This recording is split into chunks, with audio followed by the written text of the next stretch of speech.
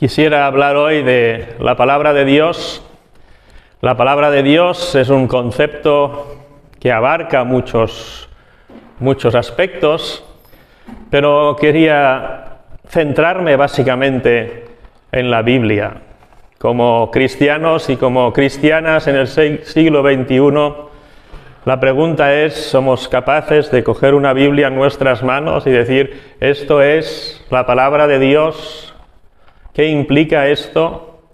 Esto implica decir y afirmar que Dios ha escrito esto, que las personas que escribieron la palabra de Dios, la Biblia, lo hicieron, como dice la Biblia misma, inspiradas por el Espíritu Santo de Dios. ¿Entendemos lo que significa esto? Es el único libro que cumple estas características. Todo lo demás pueden ser escritos maravillosos o escritos terribles de personas, pero lo que tenemos entre las tapas de nuestra Biblia es básicamente lo que Dios quiere decir a las personas hoy y durante siglos. Esto parece bastante claro, bastante fácil, aunque insisto, hay mucho ataque desde las universidades y otros lugares para intentar desvirtuar el origen divino de la Biblia, y se intenta decir erróneamente que el Nuevo Testamento se escribió tardísimo, o que cuando se escribió el Pentateuco no existía la escritura, cosas de estas. Todo esto son intentos humanos para intentar explicar de una forma humana lo que tiene origen divino. No nos dejemos engañar.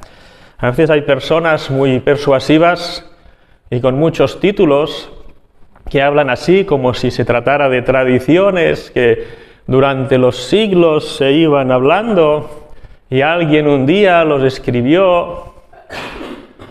No nos engañemos. Dios ha querido decir algo y lo ha escrito a través de personas fieles durante mucho tiempo, durante siglos de diferencia. Y hay una cosa central en la palabra de Dios, que es la persona de Jesucristo. Desde el principio hasta el final, todo va a parar a Jesucristo.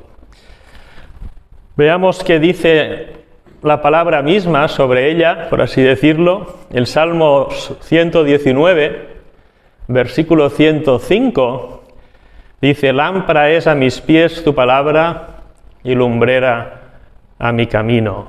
La palabra de Dios nos ilumina no solo para la eternidad, la palabra de Dios nos ilumina cada día en las decisiones que tomamos a diario. Puedo poneros deberes y es leer el Salmo 119 porque es el capítulo más largo de la Biblia y no tendríamos tiempo de leerlo aquí, pero lámpara es a mis pies tu palabra y lumbrera a mi camino. No es una recolección de tradiciones y de historias que contaban alrededor del fuego. Es la luz de Dios que brilla ante nuestros ojos y en nuestros corazones. En Lucas, en varios evangelios, pero he escogido Lucas 11, alguien dice a Jesús: bienaventurado el vientre que te dio a luz y los pechos que mamaste, y él dice: antes, bienaventurados los que oyen la palabra de Dios y la guardan. Es mucho. Sabemos que la Virgen María tuvo a Jesús y esto es un privilegio inmenso, pero Jesús dice: más felicidad tiene la persona que oye la palabra de Dios y la guarda. Por esto, cuando hablamos de la Biblia, no estamos hablando de algo banal, estamos hablando de algo absolutamente precioso y maravilloso. El escritor de Hebreos, es decir, el Espíritu Santo a través de Hebreos, del escritor de Hebreos, dice en el capítulo 14, versículo 12: porque la palabra de Dios es viva y eficaz y más cortante que toda espada de dos filos, y penetra hasta partir el alma y el espíritu, las coyunturas y los tuétanos, y discierne los pensamientos y las intenciones del corazón. La palabra no solo nos ilumina, no solo nos hace felices cuando la cumplimos, la palabra de Dios nos examina a nosotros y ve mucho más allá de lo que puede ver nuestro ojo, el ojo de las personas que nos rodean, los rayos X, las ecografías o incluso las resonancias magnéticas. La palabra de Dios es mucho más profundo que esto. Llega a discernir entre el alma y el espíritu. Llega a discernir los pensamientos y las intenciones del corazón. Qué maravilla, ¿verdad?, la palabra de Dios. Cuando cogemos una Biblia nos damos cuenta lo que tenemos en nuestras manos. Hay tantas personas que han muerto por poder tener una Biblia, poder predicar una Biblia, poder transportar una Biblia.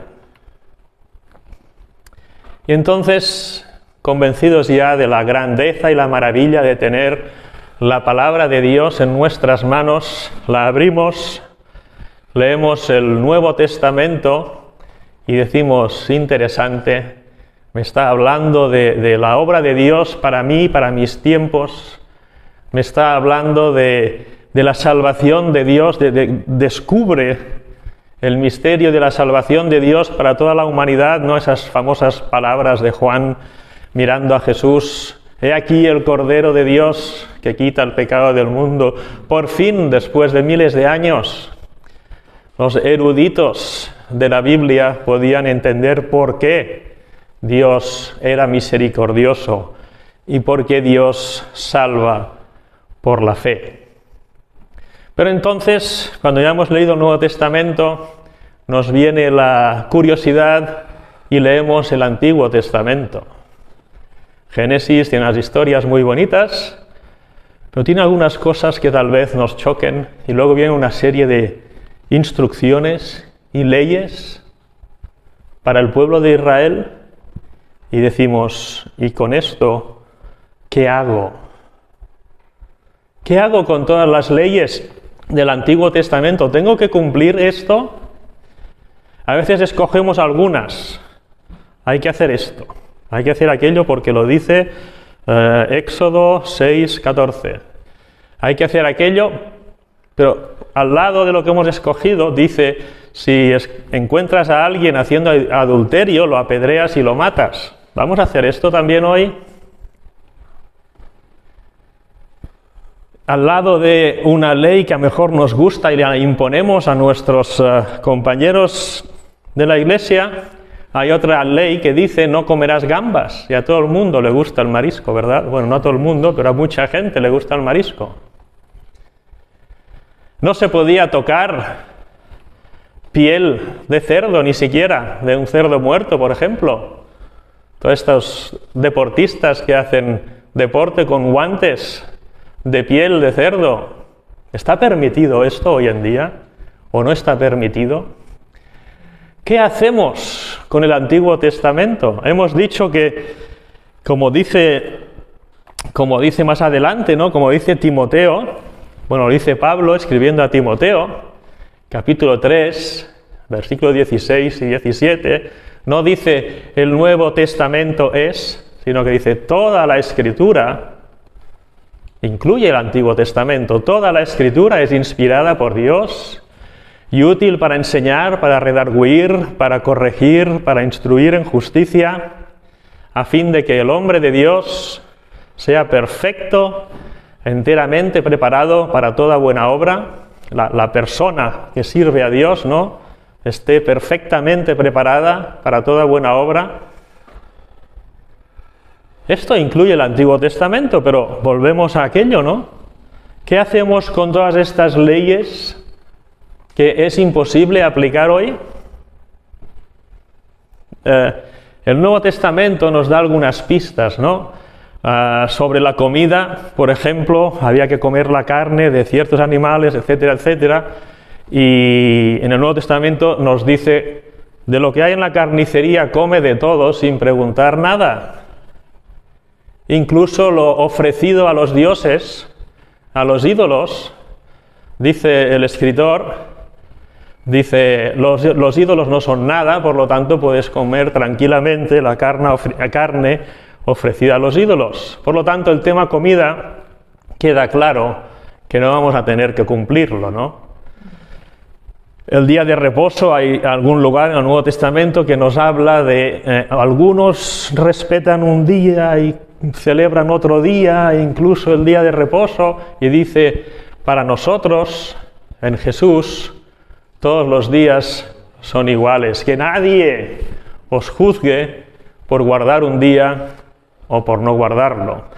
Entonces vemos que de alguna manera hay normas del Antiguo Testamento que el mismo Jesús prácticamente nos dice que no podemos cumplir. ¿Cómo decidimos qué es lo del Antiguo Testamento que se aplica a nosotros? ¿Qué leyes del Antiguo Testamento vamos a tener que cumplir y cuáles no? ¿Cómo decidimos todo esto? Repito, toda la Escritura es maravillosamente inspirada por Dios para nuestra sabiduría.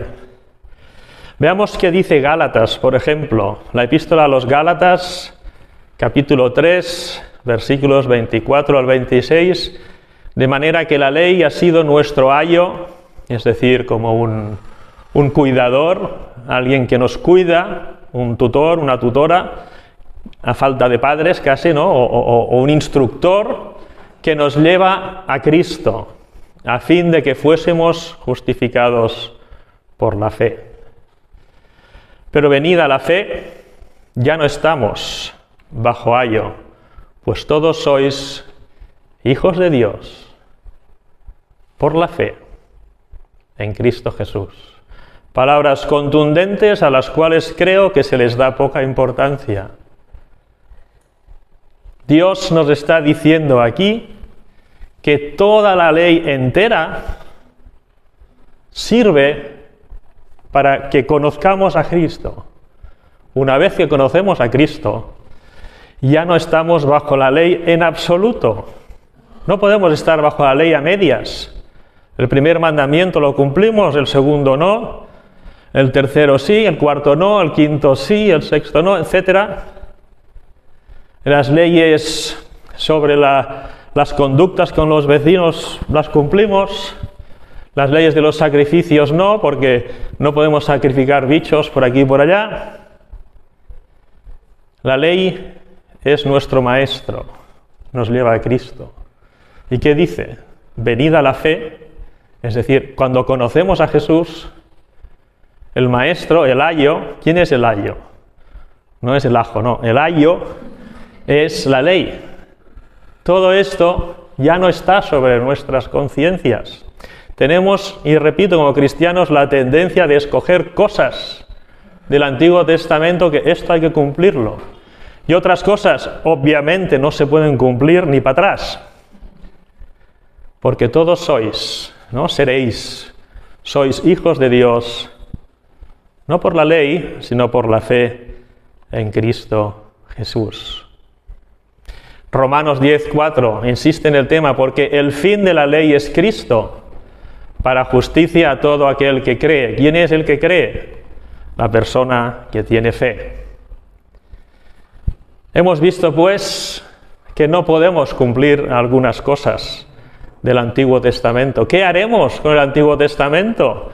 Es, creo, 2 o 3 veces más grande que el Antiguo Testamento en el número de páginas. En la epístola de Timoteo se insiste que toda la Escritura es inspirada y sirve para 1000 cosas, para nuestra bendición. Y cuando la epístola de los Hebreos dice que la palabra de Dios es como una espada de 2 filos, se refiere también al Antiguo Testamento. ¿Qué vamos a hacer con el Antiguo Testamento? ¿Cómo lo vamos a leer? ¿Qué vamos a aplicar? Hemos visto ya los ejemplos, la comida, que se permite a los cristianos comer cualquier cosa, el día de reposo, etcétera, etcétera, y muchas leyes que no podemos cumplir. Queda claro que la ley no está sobre nosotros. Queda claro que el Antiguo Testamento no podemos aplicarlo directamente a nosotros, sino es a través de la revelación que tenemos en Jesús. A veces pienso que es muy interesante tener en cuenta, porque hay personas que dicen, ¿cómo es posible que un Dios de amor ordenara a los israelitas a aniquilar a pueblos enteros? Y de hecho, en la época cristiana se ha intentado, a veces, ¿no?, en la Reconquista, ir a matar moros y cosas de estos como si fuera bíblico. Esto no era bíblico. ¿Cómo es, pues, que un Dios de amor ordena a su pueblo aniquilar pueblos enteros? La misma palabra se explica a sí misma muchas veces. Dice, estos pueblos que ofrecen a sus hijos en sacrificio a los dioses. La abominación de estos pueblos había llegado a unos extremos que nosotros parecemos pardillos a la hora de pecar en nuestro tiempo. Y Dios dijo, voy a poner fin a esto. ¿Cómo? Con un pueblo que tenía un pacto directamente con Dios. Nosotros tenemos una vocación celestial. No podemos aplicar los principios del Antiguo Testamento sobre cómo tratar a nuestros vecinos, ir matando a gente, porque nosotros no somos el pueblo de Dios establecido en la tierra para vivir de forma teocrática, es decir, directamente regidos por Dios. Por lo tanto, todas estas normativas, todas estas cosas, algunas maravillosas de leyes que dicen, por ejemplo, al pobre págale el mismo día que trabaja, no le hagas esperar al fin de semana porque no llega, y cosas así. Todas estas cosas pueden ser interesantes, pero no están ahora aplicables porque no estamos en el contexto de un pueblo de Dios escogido y regido directamente por Dios mismo. Por lo tanto, Jesús hace un resumen de la ley. Jesús cumple la ley y Jesús nos libera a nosotros de tener que cumplir la ley, pero cuando alguien le pregunta qué es lo más importante, él dice, amarás a tu Dios con todo tu corazón, tu mente, etc., y a tu prójimo como a ti mismo. Y esto es lo que Jesús dice, un nuevo mandamiento os doy, que os améis los unos a los otros como yo os he amado. ¿Para qué sirve, pues, el Antiguo Testamento? Hay tanta... De entrada no entenderíamos nada de Jesús sin la previa del Antiguo Testamento. En segundo lugar, el Antiguo Testamento nos muestra personas fieles, que son ejemplos de fe, que nos sirven a nosotros de ejemplo. En tercer lugar, el Antiguo Testamento nos muestra las maravillas del poder de Dios actuando con las personas. En cuarto lugar, el Antiguo Testamento nos muestra cómo somos nosotros, nuestro carácter humano, sin Dios, cómo somos duros de cerviz y vamos siempre en contra de la voluntad de Dios y a favor de nuestro orgullo. Pero el resumen de toda la ley está en conocer a Jesús y servir a Jesús. Y Pablo se enfada mucho con los gálatas que querían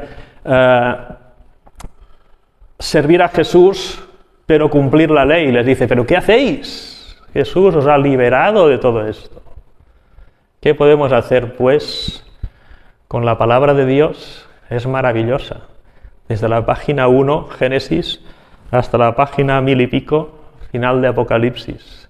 No podemos prescindir ni de una coma, dice, ni de una sílaba de la palabra de Dios, pero tenemos que ser capaces de entender el Antiguo Testamento por lo que fue y por lo que nos dice de Dios y de nosotros mismos. Para entender la palabra de Dios es muy importante que la obra del Espíritu Santo esté en nosotros. ¿Cuántas personas han hecho auténticas barbaridades con una Biblia en la mano? Esto no vale. ¿Qué puede hacer el cristiano o la cristiana de hoy con este maravilloso tesoro que tenemos, la palabra de Dios? Leerla, cumplirla, meditarla en oración y que el Espíritu Santo trabaje en nuestros corazones. ¿Quiénes eran las personas que mejor conocían la palabra de Dios cuando nació Jesús? Los escribas, los doctores de la ley, los fariseos y mucha gente más que al final gritaron y animaron al pueblo para que gritara: crucifícale, crucifícale.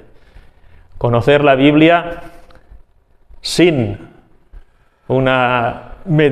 ponernos a los pies de Dios y que el Espíritu trabaje en nosotros es altamente peligroso. Los que más sabían de Biblia en aquella época no reconocieron a Dios que estaba delante de sus ojos. Nosotros no podemos caer en esto. Necesitamos humildad, necesitamos postrarnos a los pies de Jesús, necesitamos meditar y orar para que el Espíritu Santo haga que la palabra de Dios produzca en nosotros todas las cosas maravillosas que decía el apóstol Pablo a Timoteo. Tenemos pues un gran tesoro en nuestras manos, nuestras Biblias. Todo depende de nuestro corazón. ¿Cómo vamos a leer esto? Si estás enfadado con alguien y buscas un versículo para crucificar a esta persona, lo encontrarás. Si buscas, tienes alguna idea rara y quieres aniquilar una raza, encontrarás un versículo que te dé la razón para hacerlo. ¿Cómo tenemos que leer la palabra de Dios? Pues como si estuviera hablando Él, en su presencia, escuchando lo que Él dice, en coherencia. ¿Cuántas veces predicamos del amor de Dios para convertirte y luego obligamos a la gente a hacer cosas terriblemente difíciles y dolorosas? Esto no viene de Dios. Todo, absolutamente todo lo que entendemos de la palabra de Dios tiene que ser coherente con el amor de Dios expresado en el Evangelio.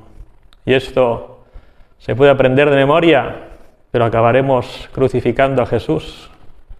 Esto solo se reconoce cuando uno abraza a Dios, vive el amor de Dios, y a partir de aquí entenderemos la Biblia de verdad. Que el Señor nos ayude a ser honrados en nuestro estudio de la palabra, en nuestra aplicación de la palabra. Como decía algún conocido predicador, la palabra en manos de alguien con malas intenciones o de un ignorante es como una espada en manos de un borracho. Cuidado, peligro. La palabra es preciosa. Necesitamos una disposición de corazón adecuada para acercarnos a ella. Que Dios os bendiga mucho.